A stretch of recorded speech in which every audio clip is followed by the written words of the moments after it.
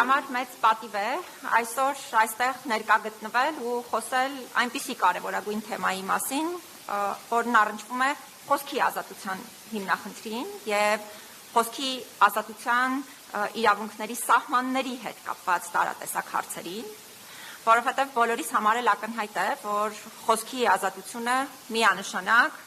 կարևորագույն մարդու իրավունքներից է, որը ցանկացած ժողովրդավարական հասարակությունում պետք է երաշխավորված լինի։ Միևնույն ժամանակ խոսքի ազատությունը ունի բովանդակային մի շարք ստանդարտներ, ունի հստակ սահմաններ, որոնք յուրաքանչյուրիս կողմից պետք է ապահովված լինեն, եւ այստեղ է, որ բազմաթիվ իրավիճակներում ամբողջ աշխարհում եւ շատ ավելի ակնհայտ մեր տիպի պետություններում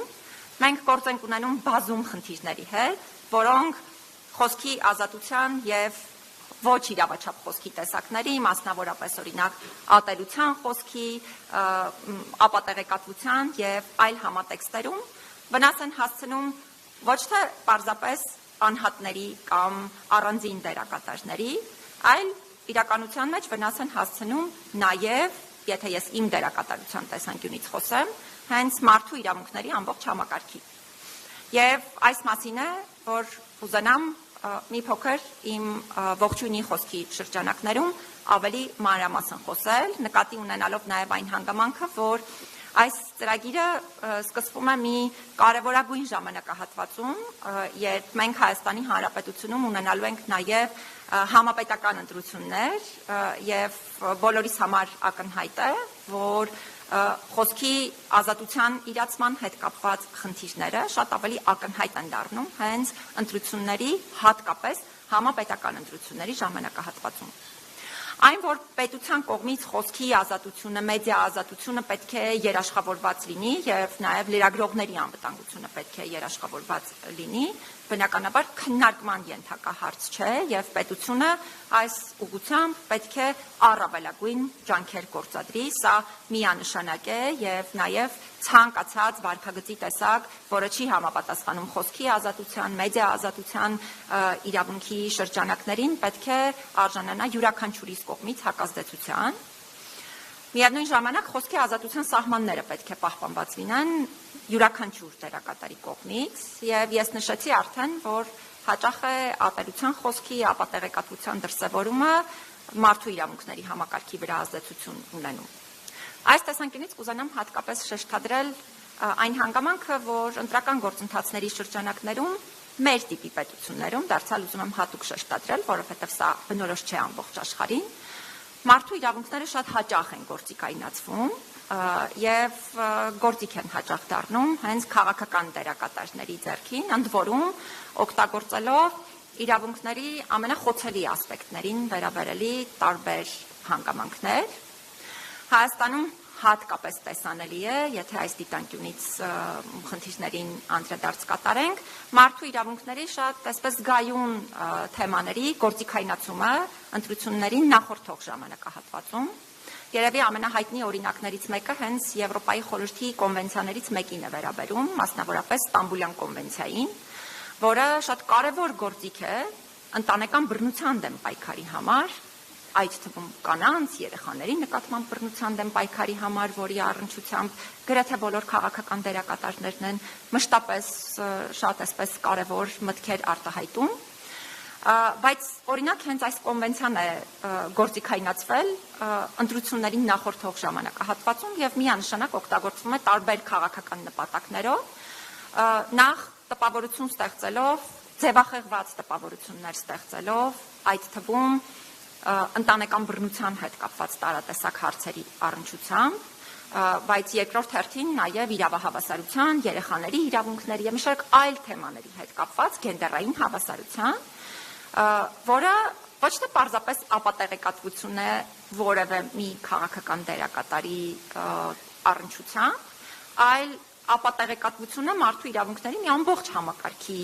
առնչությամբ, ինչը բնականաբար չի սահմանափակվում միայն ընտրական գործընթացի վրա ազդեցությամբ, այլ սահմանափակվում է մարդու իրավունքների ամբողջ համակարգի, տարածվում է մարդու իրավունքների ամբողջ համակարգի վրա ձախեղված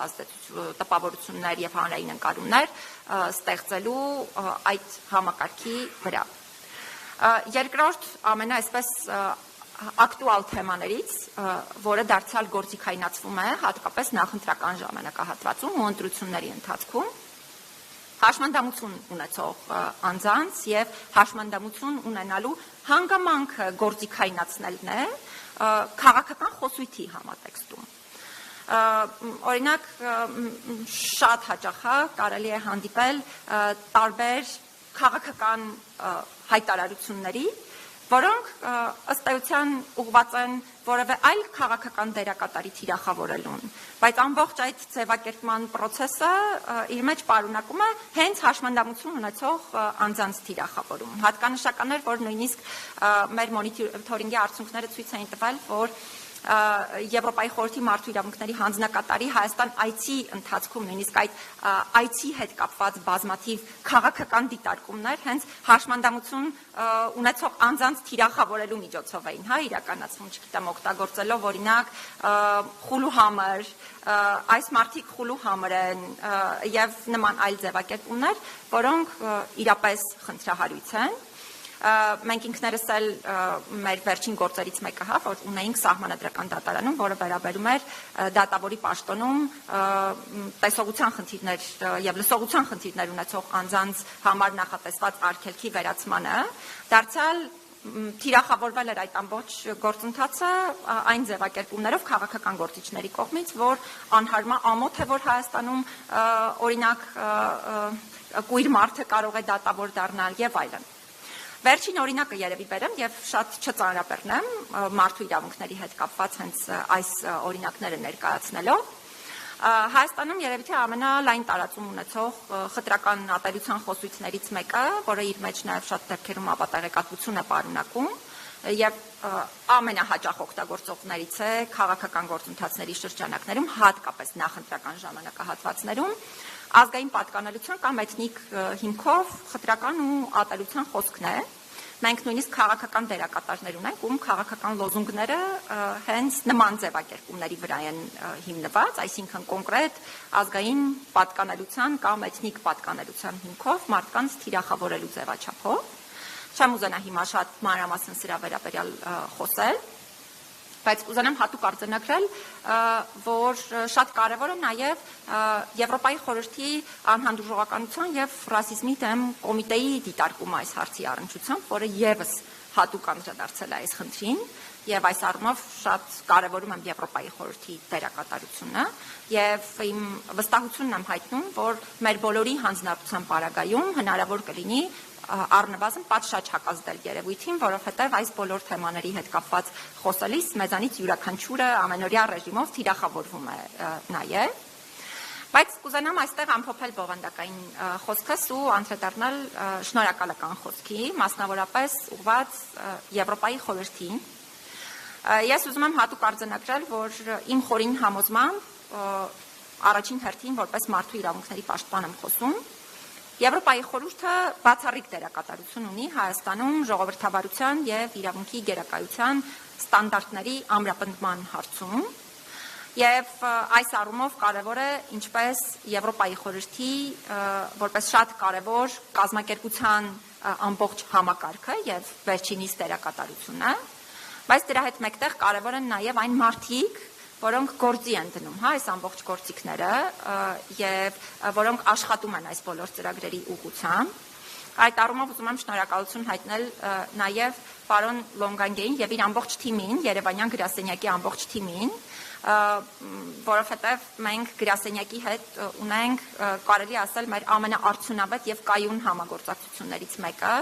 որը կարծում եմ նաեւ շատ կարևոր արդյունքների է բերում մարդու իրավունքների դիտանկյունից։ Ուզում եմ նաև շնորհակալություն հայտնել թե պետական մարմինների, թե միջազգային կազմակերպությունների, թե քաղաքացիական հասարակության մեր այն բոլոր գործընկերներին, ովքեր մեզ հետ միասին աշխատում են այս հարցերի հաղթահարման, խնդիրների հաղթահարման ուղղությամբ եւ նաեւ վերջում ուզում եմ իմ հանձնառությունը վերահաստատել բոլոր նշված խնդիրների հաղթահարման ուղղությամբ համատեղ ջանքերի գործադրման առումով։ Չեմ ուզենա ավելի շատ ծանրաբեռնել ձեր համբերությունը իմ խոսքով, հետեւաբար հաջող ընթացք մաղթելով այս ծրագրին կավարտեմ խոսքս։ Շնորհակալ եմ։